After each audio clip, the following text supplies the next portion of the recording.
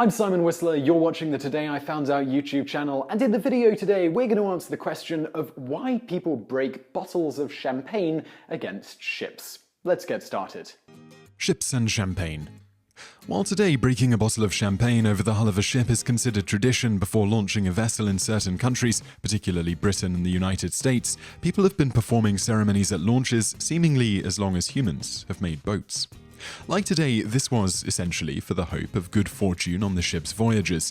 For instance, one of the earliest known references to a similar practice when launching a ship goes all the way back about 5,000 years, when a Babylonian stated, "To the gods I caused oxen to be sacrificed," before launching a new ship it made. The ancient Greeks, Romans, and Egyptians also called upon their various gods to protect a new ship and her crew upon its initial launch. For example, the ancient Greeks, during their launch festivities, would drink wine to honor the gods and pour water on the ship as a sort of blessing.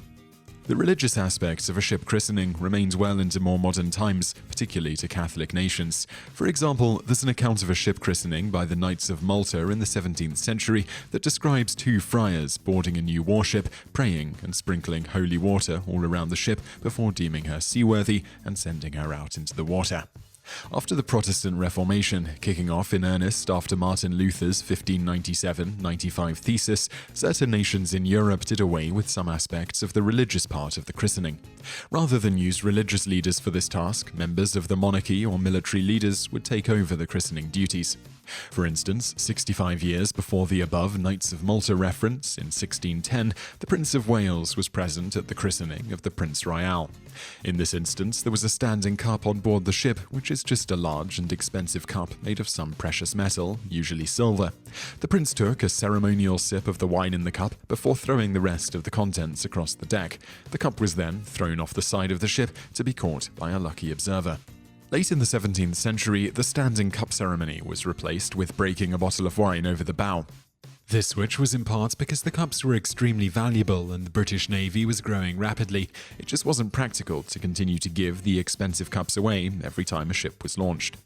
As for the switch from wine to champagne, it's thought that preferences simply switched with the times. Champagne came to be seen as an aristocratic choice for a time in the 19th century, being more popular than wine among many elite, and therefore considered the best option for ship christening.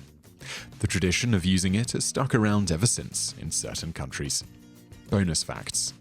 Rather than use champagne to christen new ships, in Japan it's traditional to have a special silver axe made, with the axe being used to cut the lines holding the ship from plunging into the water.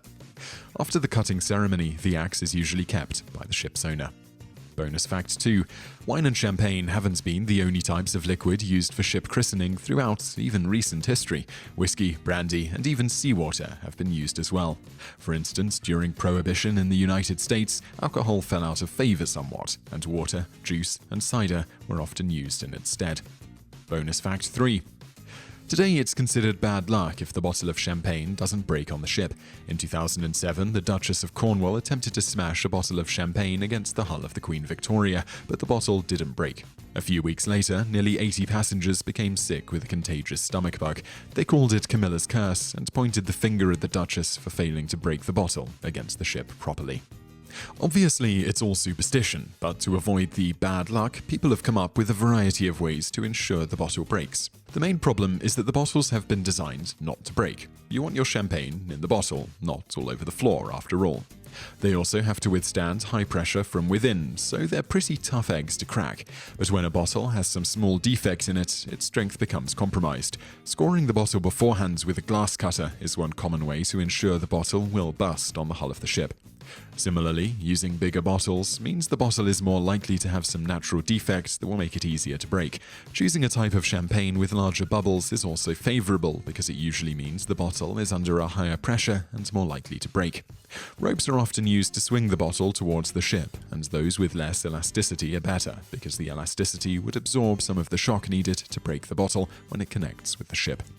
Bonus fact 4. It's commonly thought that the bottle used to christen the Titanic didn't break, and because of that, it was doomed to sink. This is a myth. While it's true no bottle was broken against the Titanic's hull, none of the White Star Line ships were actually christened that way. Obviously, not every White Star Line ship sank because of the lack of traditional launch. One of the men who broke the supports from the Titanic at her launch did sustain fatal injuries on the job, which could be taken as a bad omen if you like to look into that sort of thing. The fact remains, though, that the bottle not breaking when it hit the Titanic is a myth because it wasn't ever attempted. So I really hope you liked that video, and if you did like it, click like below and leave us a comment to let us know what you think. And also check out a couple of our other videos, which are linked to on the screen now, and don't forget to subscribe for brand new videos every day. Thanks for watching.